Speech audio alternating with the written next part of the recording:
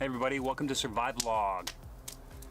If you're new here, then let me inform you, this show is usually just about the issues that I have while trying to produce outdoor content for YouTube.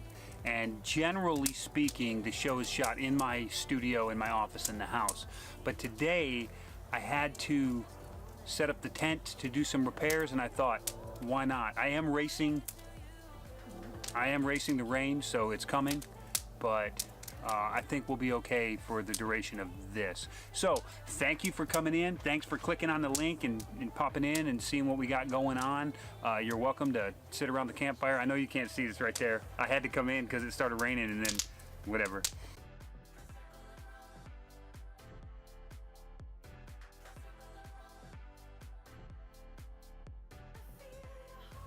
Welcome. Thanks for stopping by.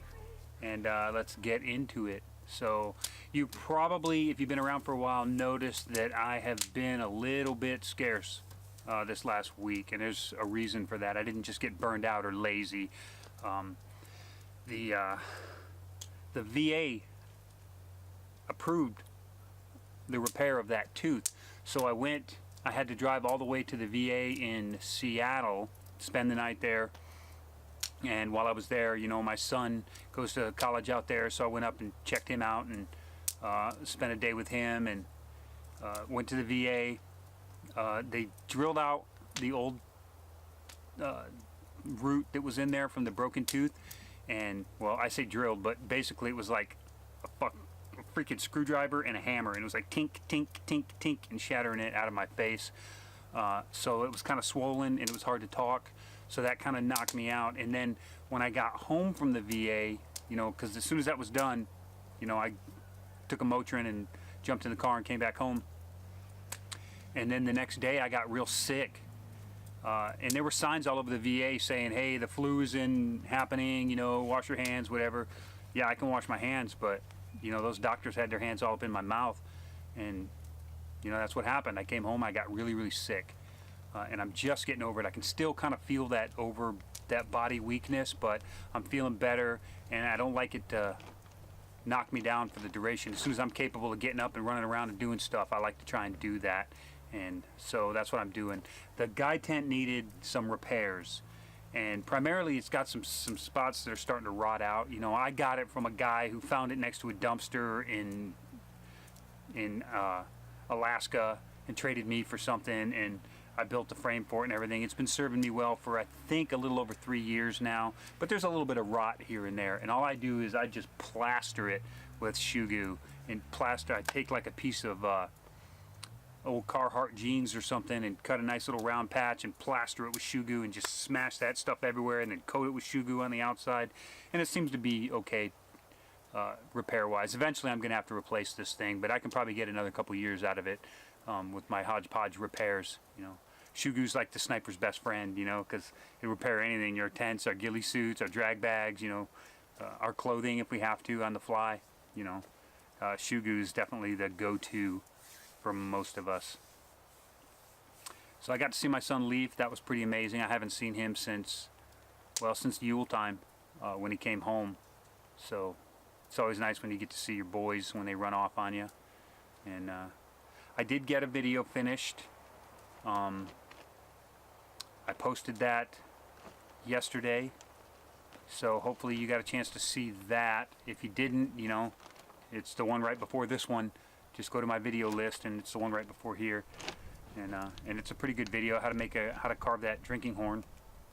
And it took me a while, and the reason it took me a while is because I was sick and I had medical appointments and I had all those things going on, but that's where I'm at now. So hopefully I can start getting outside. This area actually where this tent is pitched right now, it only seemed like a couple of weeks ago, maybe a month ago, and I was pulling a sled through here, through this exact same spot. I'm on the back side of my own property, and that's where I usually pitch my camp for the summer. I do a lot of camping, like out on the national forest and the state land and you know, various other places, other states, you know, survival gatherings, that kind of stuff. But I usually keep a base camp set up on the back side of my property because I can do whatever I want here. I have a ton of trees that need to come out anyway that I can cut down, I can use for fuel, I can use for building materials, and that's a big bonus being able to do it on my own land. And in fact, I have a stack of trees right there that I've dropped that I'll be using to build a wall. And I think just over the way, right over there, I'm going to be building a bushcraft camp. And I'll probably scatter it around this area, build various different types of shelters, and then I'll leave them up and see how long they last. You know, they might last a year or two, and they might rot down by the winter. I don't know. But I can have some fun with it because this is my land. And so that's what I'm doing. So if you see me out here bashing on trees and cutting, they're all marked to be removed anyway. A lot of these trees are like weeds, and they got to get thinned out no matter what. So I might as well have some fun and learn some skills while I do it. And that's why I do my camp right here on my own property. I have 8 acres, roughly 8 acres here. And then right over that way is national forest and state land. And then I got 2 big mountain ranges on either side of me. And so I've got access to a lot of really cool areas, but it's pretty cool right here where I'm at. So there's absolutely no reason to go loading everything up in the truck and driving miles and miles away when I can do most everything I need to do right here in the yard. The drawback to that is around my property, there's a big road that goes all the way around my property. It's out on the outskirts, but you can always hear vehicles and stuff going by. There's planes flying over. There's people using chainsaws. There's four-wheelers. There's dogs barking. You know, those kind of distractions are going on, but they don't bother me. They're kind of upsetting when they get on and I catch them on video. But for the vlog here, I think that's acceptable. And I gotta go tend my fire real quick. Let me put some wood on it.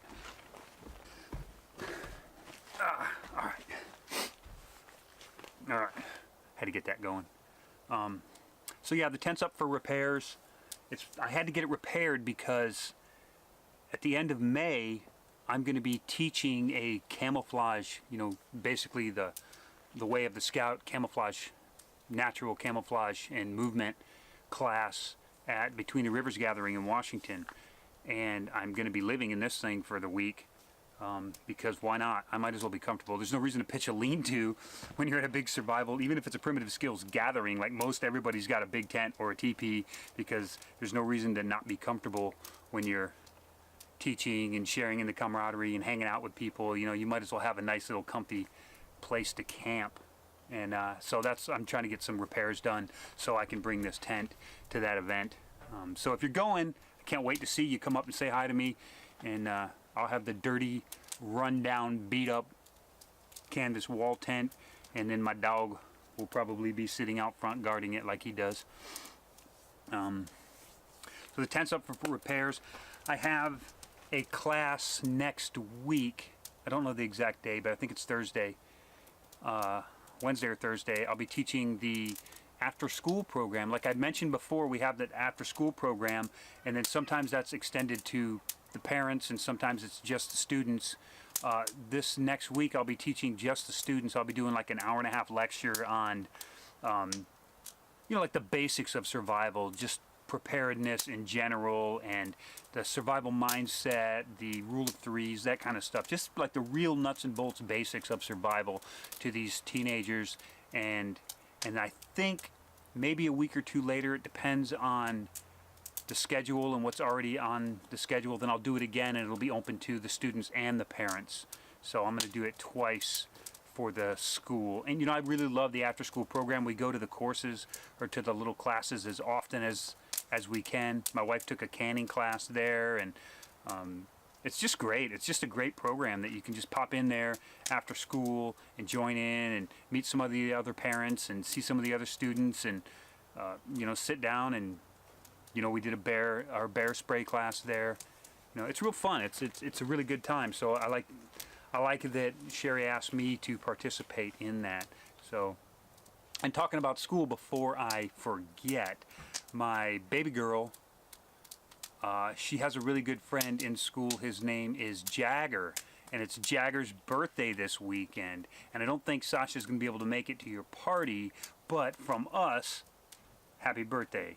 Unfortunately, we have plans. We'll be going out of town this weekend, but I wanted to tell you, Jagger, happy birthday, because I know he watches, because he's like my #1 fan, and he's always telling Sasha that he loved my show.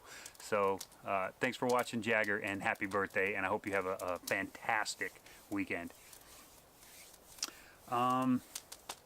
yeah, so like I said, I'm racing the rain. I can see it coming right there. It hit me a second ago and kind of dotted everything, and I've pretty much accomplished what I needed to accomplish with the tent for the day. And I filmed a little bit. I guess when I'm done here, I'll do a time lapse, and I'll just do a little time lapse of me setting up the wall tent by myself, with a little bit of cool music and stuff. Then you can kind of see, you know, just what it takes. And then I'll do a little bit of fancy smancy music and stuff when I built my fire pit. Now, the fire pit I just built, I had a different one over here that you may have seen in some other videos, but I just built one with a nice rocks outside, and I built a keyhole fire, so it kind of shapes around and then it drops like that. So that little keyhole area is where I can rake in a bunch of coals and use it with my Moore's pot, or something to use it as an oven, or if I just want to heat some coffee and I just want to use some coals for something, I can rake them into that keyhole and then leave the fire in the pit and use just the hot coals in the keyhole section. So that's what I built over there, and you can kind of see me building that. So that's all I had time to really shoot today, because like I said, I'm racing the clock. It's been raining for days, and it just let up, and there wasn't supposed to be any rain today until it's supposed to be 9 o'clock tonight, but here it is 3 in the afternoon and we're already starting to get it. So it's probably going to be hitting us really hard here real soon. Like I said, I can see it right there. It's on its way. And then yeah, and then the next 3 days we're supposed to get pounded, and then we might have a half day off, and you know, that's the way it is. The snow's gone. The rain is going to just beat on us for another month and a half, and then it might start opening up and become summertime. And then, of course, once that happens, we're going to have like a little mini drought, and everything's going to be dry, and there's going to be a burn ban on everything. So this is like the prime time of the year right now, if you don't mind the rain, which I don't really mind it. The camera is the difficult part because I don't want to get it wet, and I haven't quite figured that out yet. So with all of that done, I did want to say thank you to my buddy Ray Gore, who sent me this package. I wasn't expecting it.